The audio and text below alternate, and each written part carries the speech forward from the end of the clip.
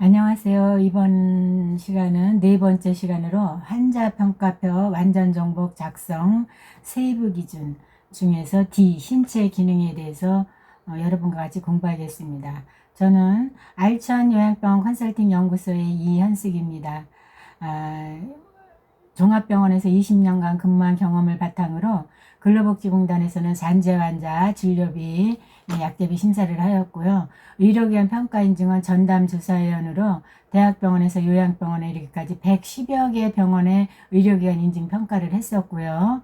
그 다음에는 정성요양병원 외 다수의 요양병원 간호부장을 하면서 요양병원의 환자평가표, 요양병원 적정성 평가, 의료기관 인증 관리를 했었습니다.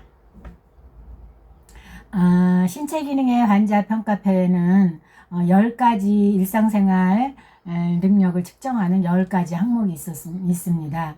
그래서 ADL 평가에는 옷 벗고 입기, 세수하기, 양치질하기, 목욕하기, 식사하기, 체비 변경하기, 일어나기, 옮겨앉기, 방 밖으로 나오기, 화장실 사용하기 10가지 항목이 있습니다.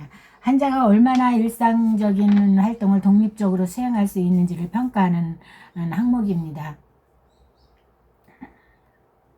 그래서 이 일상생활 수행 능력, 이 ADL에는 우리가 10가지 항목이 있지만 요양병원 환자군 수가에는 4가지 기능만을 측정합니다. 그래서 식체오마라고 흔히 그러죠. 그래서 식사하기, 체위 변경하기, 옮겨앉기, 화장실 사용하기만을 사용을 합니다. 그러나 적정성 평가에서는 ADL 향상을 위해서는 10가지 중 어느 항목이라도 한 항목에서 2점 이상을 향상시키든지 각 항목에서 1점씩 개선을 시키든지 해서 합이 2점 이상 감소한 경우에는 ADL이 향상된 것으로 인정을 합니다.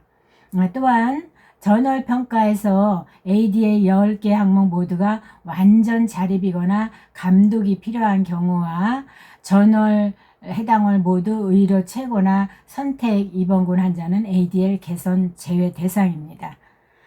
그 다음에 ADL은 일상생활 수행을 하는데 필요한 기본 동작들을 수행하는 능력을 종합적으로 판단하여 평가하는 것으로 일시적인 변동이나 예외적인 상황은 제외하고 반복적이고 통상적인 수행 능력의 수준을 평가하여야 하며 보장구나 보조기구를 사용하거나 착용하고 있는 경우에는 그 상태에서 평가하면 됩니다.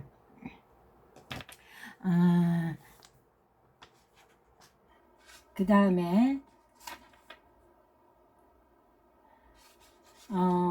일상생활을 하는데 필요한 기본 동작들을 수행하는 능력을 종합적으로 판단하는데 일시적인 변동이나 예외적인 상황은 제외하고 반복적이고 통상적인 수행 능력의 수준을 평가하는 것입니다.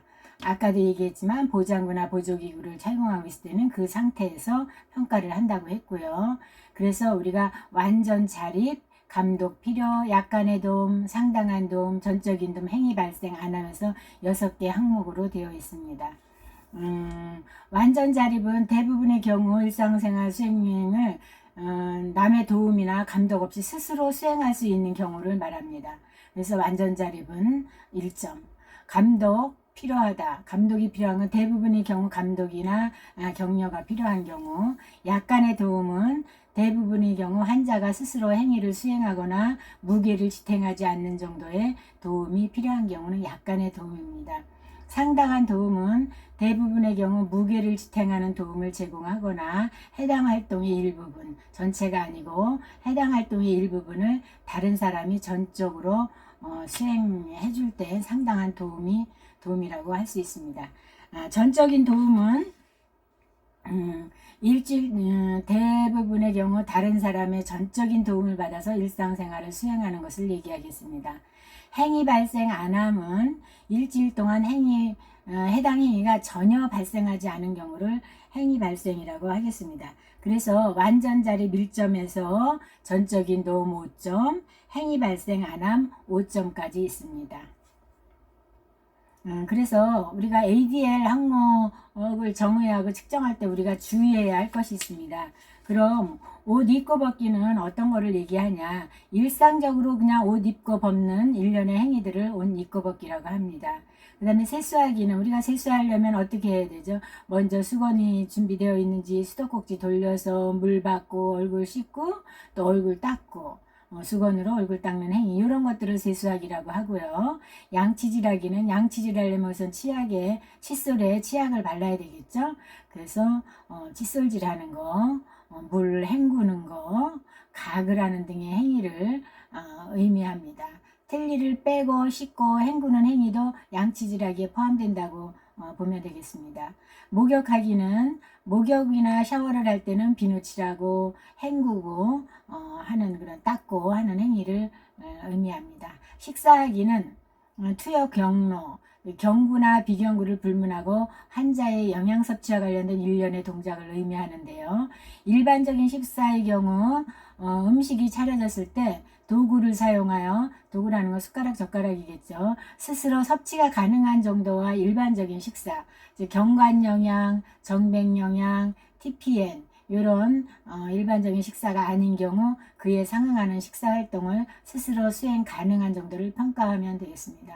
신체적 기능이 있다 하더라도 치매 환자 등에서 인지적인 문제로 인해서 식사하기 동작이 수행되지 않아서 다른 사람, 즉 보조인력이 먹어줘야 하는 경우는 다른 사람이 보조인력이 먹여주는 것을 기준으로 측정하면 되겠습니다. 그러나 환자의 식욕, 기분 등으로 인해서 식사하지 않으려고 해서 다른 사람이 먹여주는 경우 환자의 실제 식사하기 동작의 수행 능력 정도를 측정해야 합니다. 식사하기에서 행위 발생 안함이라는 것은 경구 또는 비경구 모두로 체내에 영양이 투여되지 않는 경우를 의미합니다.